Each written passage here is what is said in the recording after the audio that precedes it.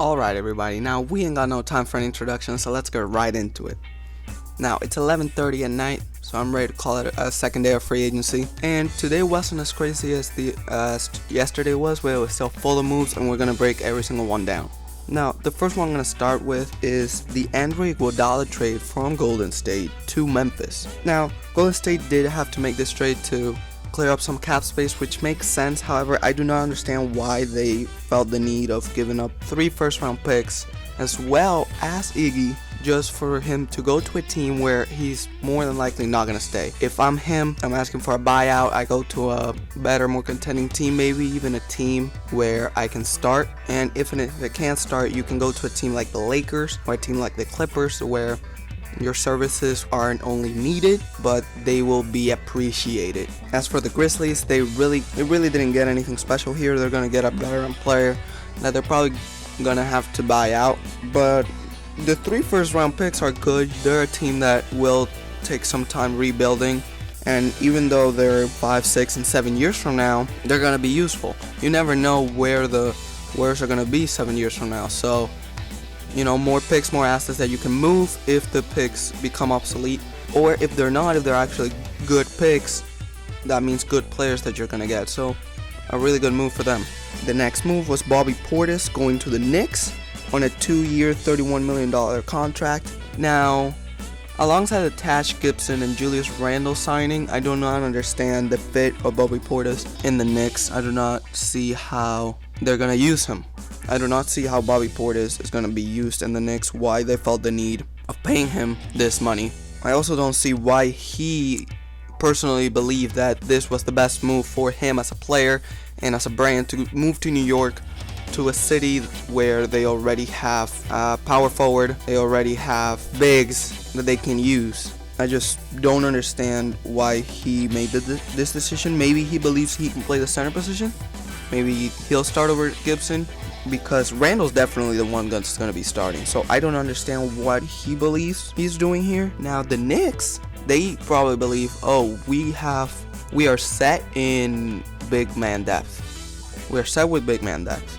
And it's really going to be awesome to see them be one of the bigger teams in the league and one of the more versatile teams in the post, because you have 3 of the really tougher players in the league in Julius Randle, Taj Gibson, and Bobby Portis. They are players that really never back down, so it's really going to be fun to see them playing. It's just going to be interesting to find out how they fit together chemistry wise, who's going to get the minutes and who's not going to. Now the next news we got was the fact that Patrick Beverley was going to stay with the Clippers. He signed a 3-year, $40 million contract to stay with them. Really good move for him. He was one of the better players last year. Locking up Kevin Durant in the playoffs was hilarious to watch. He's one of the better perimeter defenders in the league. One of the better defenders in his position, maybe all time. And really, this is a good move for both parties. The Clippers get to keep their good point guard, their good backup point guard to Shai Gilgeous-Alexander. And he gets to stay in a team where he's really loved. Now, if anyone lost in this situation is really teams like the Lakers. I'm going to keep saying Lakers every time a role player leaves, because this is just another player that could have fit good with their team, and it's just not going to get to play with them. It's just more players, more good role players that are leaving the market, and you're not going to get to half anymore. They're just gone. It's just going to be interesting to see how, if the Lakers aren't able to get Kawhi Leonard, what they're going to do with their cap space. And Patrick Beverley is one of the players that I thought was going to go to the Lakers to play alongside LeBron, but I guess he's not. The next signing that happened was Thomas Satoransky going to Chicago. Now this is an interesting signing because they paid him $30 million over 3 years, and it's really going to be interesting to see what rotations they work with Kobe White and Chris Dunn and Arshia Kono and Hutchinson. They have a lot of guards on that team, and Satoransky is a good bench point guard. He was one of the pieces in Washington that allowed them to be relevant, kind of.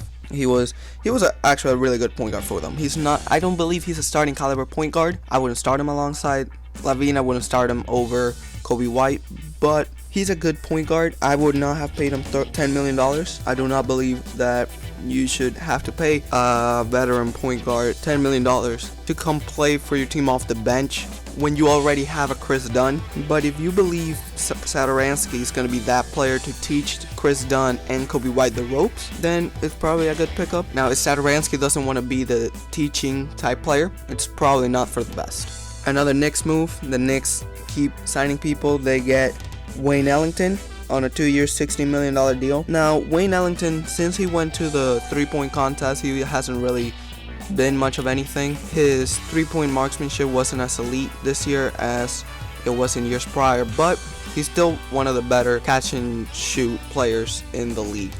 His defense isn't the best, he isn't the best finisher, but he is a good shooter. He has a fast release, a high release. He's a good wing player to have on your team, especially in Detroit, where you don't really have much wing depth. I mean, you just drafted Sekou Doumbia because of that necessity. So the Wayne Ellington pickup is really a good move for them. Wayne Ellington's probably going to get to show more of his talents in Detroit, and alongside the Derrick Rose signing, they're really doing a good job with the limited cap space they were given. So solid, B+. Now, Orlando actually brought back Michael Carter-Williams on a 1-year deal. Michael Carter-Williams has been a weird player to watch ever since his historic rookie season. He hasn't really been much of anything, which is surprising coming from a 6'7" point guard who is actually a really good passer. I believe his lack of shooting is what's held him back, but we've seen players like Lonzo Ball and Ben Simmons contribute more to a team than he has. I'd like to see Orlando give him a chance. I'd like to see Orlando give him more responsibilities, maybe even start him over DJ Augustine, see what he can do, because Carter-Williams still was one of the players with one of the bigger potentials in the league some years ago. So seeing him on a team with players to pass it around to is probably going to be really good for him. They don't know when Markelle Fultz is coming back or if he's coming back.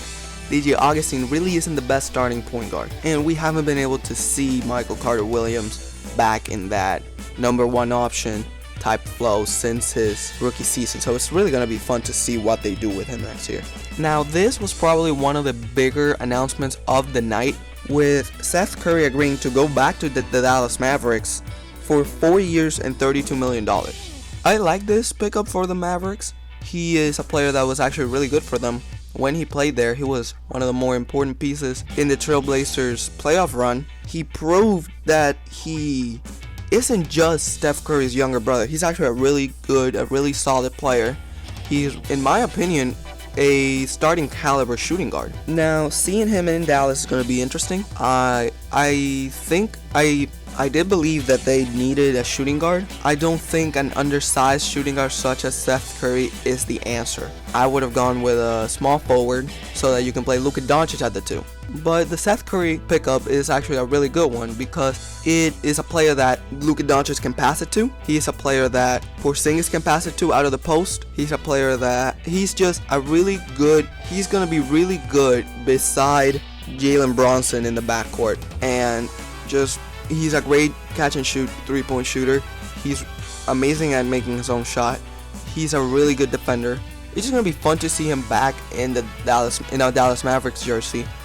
And not only that, but alongside Luka Doncic and Kristaps Porzingis. Now, this was probably the move of the night, which was Miami actually trading Hassan Whiteside to Portland. So Portland lost on Seth Curry, which is probably a good thing because they were a little bit overwhelmed with guard play. Now Hassan Whiteside is going to Portland and giving them more depth in the big man department. With Jusuf Nurkic breaking his leg last year, he wasn't going to be playing this year. They weren't really good without him, and Enes Kanter left the team. So the Hassan Whiteside pickup for Mo Harkless and Myers Leonard is actually a really good one. Hassan Whiteside is one of the better rim protecting centers in the league. He is a really good rebounder. He can shoot the ball a little bit, but he's not Jusuf Nurkic type talented on the offensive end, but he makes up for it with his athleticism and his defensive prowess. Down the line, it's going to be hard to see both of them paired up. I don't think either of them can or should play the 4 position. But for next year, Damian Lillard and CJ McCollum having a big body like Hassan Whiteside setting picks for them and bailing them out with the rebounds is going to be really good for them since Yusuf Nurkic is not there. Now, on Whiteside, it's going to be easier for him to operate on the post. It's going to be easier for him to roll to the rim, knowing he has shooters around him. Because of Miami, he actually struggled a little bit to make any offense for himself since the defense was able to just sag off and double and triple team him sometimes, and he's not really the greatest of passers. Seeing this move, I'm really happy for both parties. It's going to be really hard to see the fit down the line with Yusuf Nurkic on the team. They're probably going to trade Whiteside again, because I don't believe he will stay with them to play off the bench, and I don't think Nurkic would stay with them to play off the bench either. Whiteside is a free agent next year though, so it's a good 1-year rental for Portland. We'll see how it pans out. Another role player that leaves the market was Austin Rivers, signing a 2-year deal with the Houston Rockets. Austin Rivers, Doc Rivers' son, he was an above average point guard last year for the Rockets off the bench. I don't know what the Rockets think they're supposed to do this offseason. They kind of underperformed last year in the playoffs. They're bringing a lot of the role players back to run it back again, but I'm just curious to see what they have up their sleeve, keeping Chris Paul and James Harden, and now bringing back 3 role players from last year, something that wasn't really their strong suit, because they're bringing back a lot of their offensive role players. So it's going to be interesting to see how Houston thinks they can get out of this slump, out of not beating Golden State 2 years in a row, but we're going to see how it pans out. Now, Wesley Matthews actually goes to the Bucks.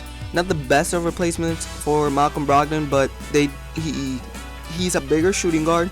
He's a good 3-point shooter. He was one of the better 3-point shooters back when he was in Portland in the league. And he's just going to be a really good player for them to come into the game, lock some people up a little bit, knock down some threes. He's a smart player. He knows how to defend. He knows when to shoot the ball. And it's just going to be better for him to be in a system where he can thrive off of that game plan of driving and kicking out.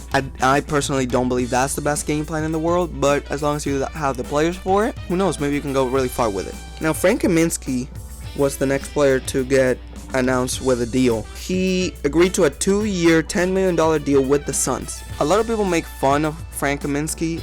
They say all he knows how to do is eat lasagna and whatever, but I am a fan of Frank Kaminsky. His play in Wisconsin was actually really promising to me. He was a lottery pick for a reason. I don't think he had a chance in Charlotte to do what he could do best. And now that he's going to a team in Phoenix that actually needs a power forward after trading TJ Warren and not really drafting one, it's going to be fun to see him paired up with DeAndre Ayton. I don't know if his lack of shooting is going to be the best for them, because his play style is a lot similar to DeAndre Ayton's, where he plays with his back to the basket, he rebounds a little bit, pick and rolls. So just having 2 big men that can do the same thing isn't really the best when those things aren't like defending, catching lobs. Because even though DeAndre Ayton can do that, Frank Kaminsky is in the most athletic of players. He's not really the greatest of shooters at the 4 position. But it's going to be fun to see him paired up in the front court with him alongside Devin Booker and Ty Jerome. It's going to be interesting. It's going to be interesting to see Phoenix basketball next year with Frank Kaminsky finally getting a chance to play the game that he was hired to play. Now, a little bit of small news was that Pau Gasol actually decided that he was going to return next season, even though he had a left foot injury. Great to see the big Spaniard come back, the original big Spaniard come back. He's going to be playing for Milwaukee. That's going to give them some front court depth, some veteran experience, something they severely lacked last year in the playoffs when it mattered the most. Good decision for him.